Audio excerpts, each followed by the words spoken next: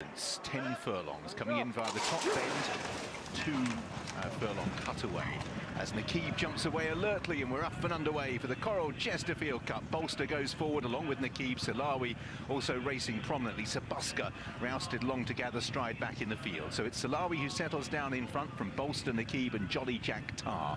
They're being followed by Westrige. Wider out is Grey Cuban, who's going to slot in a furlong or so's time. Towards the inside, we then have the purple colours of Tony Montana just ahead of Massoon. Defiance just pushed along in midfield in these early strides, with last year's winner Take Heart on that one's outside. Then Savvy Victory. Just worse than midfield is the market leader Castle Cove on the outside of C Hector. Ancient Rome racing on the inside of Sabuska, who's got 3 behind, and they are English Oak, Shadow Dance, and last of all is Simply Sondheim. So it's Salawi who's already leading them inside the final 3/4 of a mile by half a length from Bolster in second. Nakib is third with Jolly Jack Tar on the inside in the Godolphin blue. Fifth belongs to Westrige on the outer of Massoon, who sits in sixth. Then Grey Cuban. Defiance corners on the outside of Savvy Victory, and right on their outside is Grey Cuban, who's being tracked through by Take Heart. Castle Cove at this stage is just still worse than midfield with Ancient Rome. Then behind these on the inside English Oak. Salawi runs down the hill and enters the final 3.5 furlongs. Bolster is on his shoulder. Nakib in the black and white colours from Jolly Jack Tar. Then behind these we have Westrige with on the outside Tony Montana. Castle Cove is trying to pick his way through the field, taking the brave route as they head towards the cutaway. Out in the lead it's Salawi with Bolster and Nakib both poised to challenge. Westrige, Savvy Victory comes next. Then behind these Castle Cove trying to get involved with Massoon. English Oak back towards the inside. Nakib moving up on the outside is Westrige. Then Salawi just behind these. Massoon changes course, but it's the well-backed Westrige who takes over and immediately goes 2 lengths clear from Nakib. Defiance flying down the outside for the places, but the winner has flown, and it is Westrige. Westrige beat Nakib. Defiance. Salawi possibly just fourth ahead of Castle Cove, who made late ground on the inside of Bolster. Then behind these Massoon all the way back to Grey Cuban, Jolly Jack Tar and Sabuska towards the tail. And last of all Simply Sondheim, who's just crossed the line in front of me now.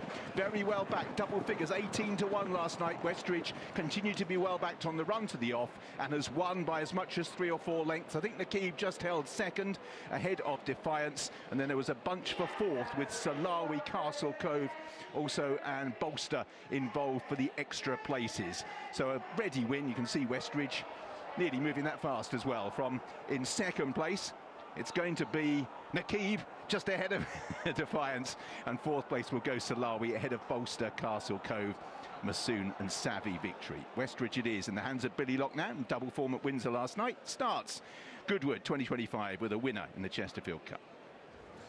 Wow, well done. If you took some of those prices, you probably more likely got 14 or 16 back through the morning, all the way down to 6-1, signposted just before the off in the colours of Glenn Manchester and his wife, who are from Cobham in Surrey, owning in combination with Nicholas Wrigley, who's had some really good horses over the years. And Jason, at this point, he said, wow, who's this in yellow, swinging? Oh, my word. And was he going to go forward? That was the question. He carries himself a little bit awkward, doesn't he? He's got a rather high head carriage, or maybe that's just the way that he is built. Billy Loghnane gives him the office. And it's not very often you can come down in a competitive handicap like that and just open up to win as you liked. Previously, had been a fairly wide margin winner at Windsor. Wasn't able to follow that up last time. He's clearly, like you said, not the most straightforward with his head carriage, because he's got the shadow roll over his nose there, which is ideally trying to kind of get him to drop his head a bit. Not quite working. He's got the cheek pieces either side just to help him go forward, but that clearly wasn't an issue today. Yeah, and someone new for sure. And I imagine, Matt, Billy rather enjoyed that. What, swinging a furlong out. Well, he really will have enjoyed this, Ed, because Billy, first ride, first win for John and T Gosden.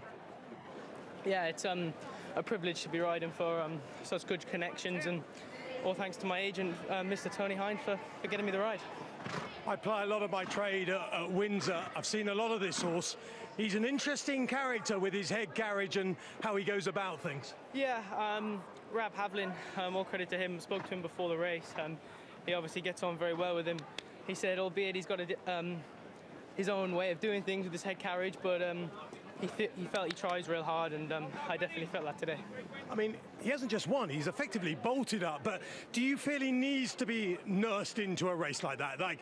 Like if it was a ding-dong, he might not be the one who comes out on top. Possibly. He just felt like he was trying today. I think he's just a little bit timid.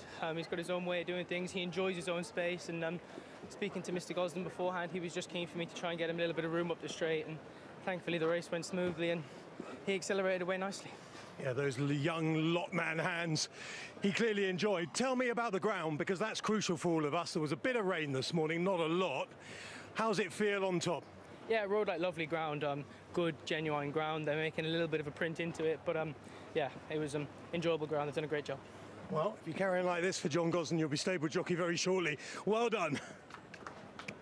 The winner led in by Reggae, and that's the point here, isn't it, Jason? There's a career move for Billy, winning on the well-back 6-1 chance. Nakib second at 28-1. Defiance ran well each way at 9s. There is a steward's inquiry. Steward's inquiry. As the klaxon goes here at Goodwood, try and work out what that is about. Just about a career move.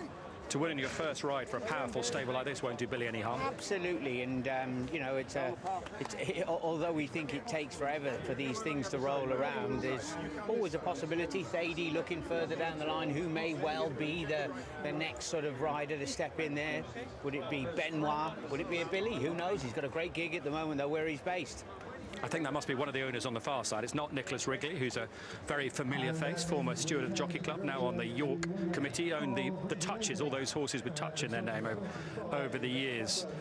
Nicholas, I think I heard over the tannoy, Anthony Kemp said only involves 4th and 5th this, so the winner you don't need to worry about. Oh, Silwa. Yeah, he really came off a true line there, didn't he? And just ran into the horse next to him in the yellow colours, who was Bolster. It was Bolster, yeah. He took Bolster over, who actually just interfered with Nakib momentarily. But winner absolutely okay.